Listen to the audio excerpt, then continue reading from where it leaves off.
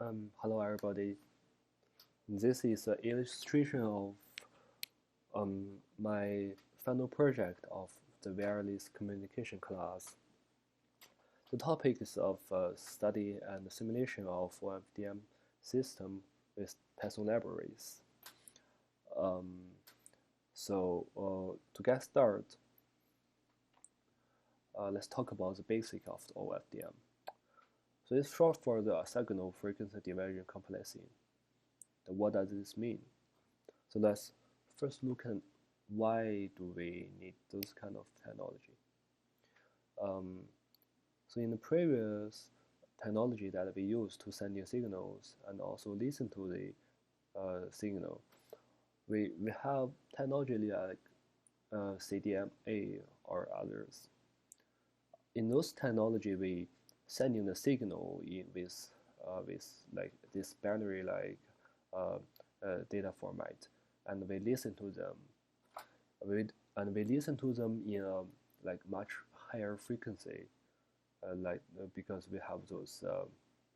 We have to have the listener frequency that is larger than the Nyquist frequency. So we have those listeners, but each of them they actually get the same data point.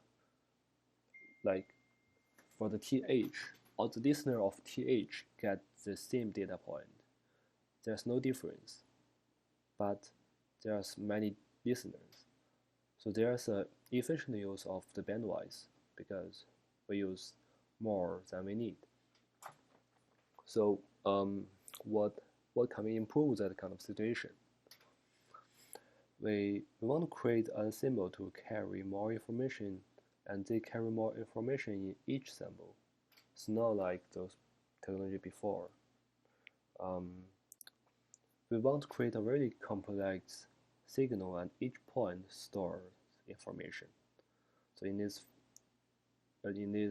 figure that we can see the complex signal here, it's each point stores like a different information, or we can have different data points that overlap with each other, so that they can, and also they're independent, so that we can listen to them and identify them individually. So how do we do that? This is where comes the term orthogonal, because we want to create symbols with independent phase and amplitude, so that we will have this ideal expression that of our ofdm signal. So there is Sn here, which means the complex number we send in as our signal, and also there is a sign term, which is the frequency offset. The frequency offset here, it ensures that each signal that sending out they are orthogonal. They're like independent to each other, so that we can recover them in our listeners.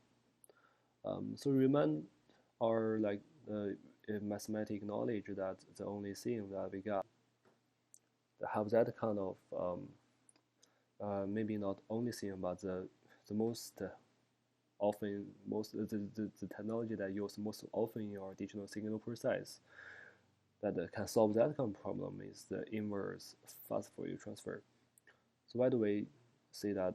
Because in the inverse fast Fourier transfer, it takes the complex number of the frequency domain and it transfers them into the time domain signal, and it ensures that they are orthogonal to each other, so that we can still recover them through the fast Fourier transfer.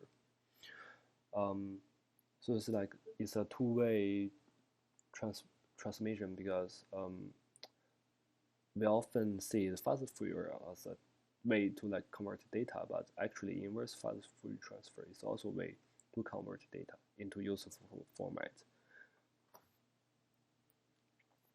So let's say our basic simulation structure of our ofdm system. We have our data, which is a list of complex number, and we send those data into our inverse fast Fourier transfer, and there's a DAC. But actually, the whole inverse fast Fourier transfer is acting like DAC because it transfers those digital signal into an analog signal. And when the data coming out of this, the analog signal can be carried by our wireless communication device like antenna or Wi-Fi device or others, so that they can be carried easier than the complex signal. So that we carry those analog signal into our ADC, which is the fast Fourier transfer. And in fast Fourier transfer, it receives those signals and it identifies those orthogonal carriers individually, though that we can still have the parallelism between the carriers, and we have the digital signal that in the end, and they are parallel with each other. And let's start with the sending the data. So we want our data to be independent, and they should have different phase and different amplitude. So we use a data format called quadrature amplitude modulation, with short for QAM, short as QAM. So for the QAM, we have those 4 points, and they are of same phase. If we imagine there's a original point in the center, and we can imagine there is some real axis, and there's imaginary axis. So that they have different phase, but they have the same amplitude.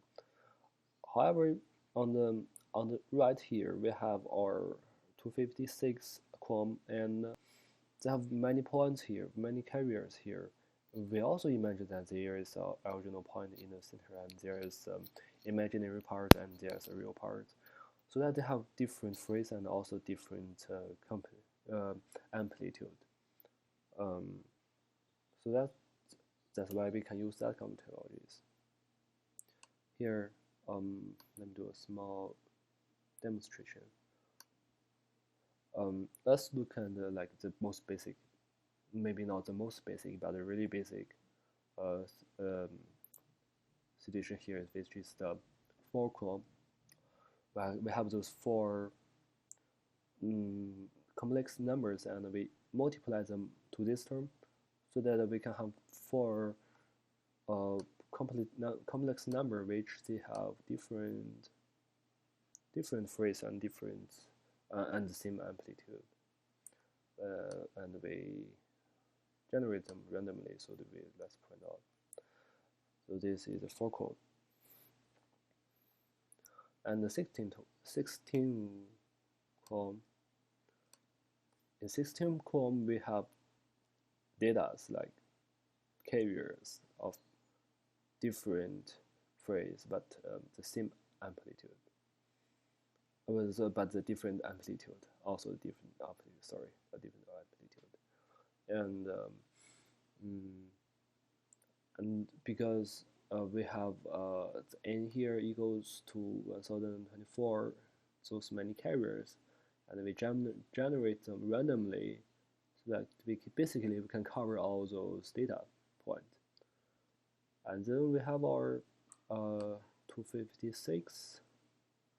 It's also 1024 carriers, and then we cannot cover the every point that we get, but we can still say that there's a lot of carriers here, and there's like 64 QAM, and still we lack some. We lose some carriers. Maybe we didn't actually lose those carriers, but we can see that we get a 0 complex number. Actually, in the technology that we need to introduce after there is a technology called God carriers, which means there could be some carriers that is not useful in carrying the information, but they are useful in other ways. And we have our inverse fast Fourier transfer here, and there's a thing called cyclic prefix. So what is cyclic prefix? The kind of technology that we use to identify the start point. So because we see that our analog signal is really complex, and so it's really difficult to identify the start point because the signal point is impossible to identify. So we have several carriers. We have like a period. These sub-carriers, they carry no useful information. They carry the same information, and they're in the beginning and they're in the end of our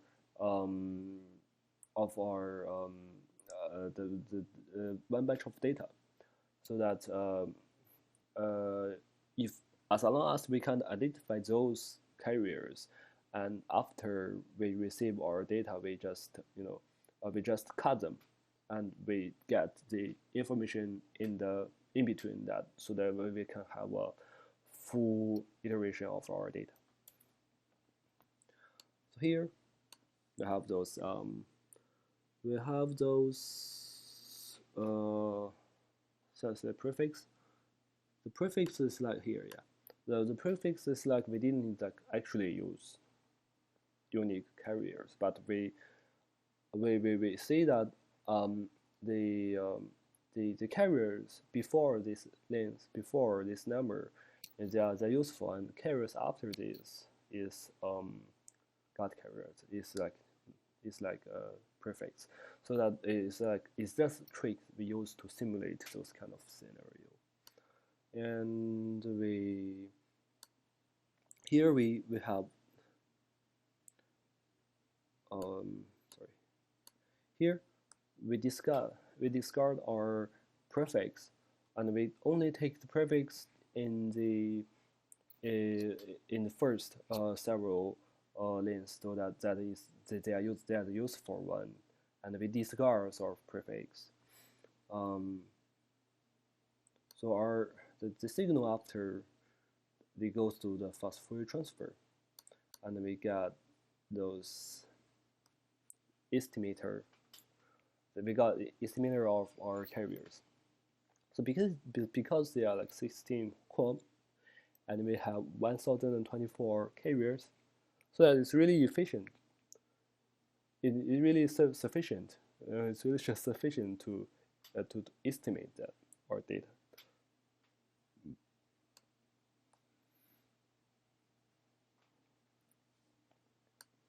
So that we have our signal here, and what is the advantage and disadvantage of ofdm? So advantage is really straightforward, because we invent ofdm in a way that we want to use sufficiently use the spectrum. We want to save the bandwidth, and we want our data to overlap with each other, so that we can save space. And also there's one other advantage that we got. So because we have multi carriers, so that we can resist on the fading, so that because if we have the single carrier system, and those carrier, one of the carrier, it got vanish, so we just lose our signal. But if we have our multiple carriers, this kind of thing won't happen. But what is the disadvantage? So we see our carriers, they are very close to each other to save space, and since they are very close to each other, sometimes there's a peak value of our dynamic range, so that we maybe have a range of data that energy is pretty high, because all these carriers they're getting each other very close. So that when we pick up the amplifier, we need to think about those kind of thing, so that we have to pick the amplifier that's really high power, that is maybe has small power requirement than the mean power requirement of our system, which is a waste. So this is the presentation. Thank you for the listening.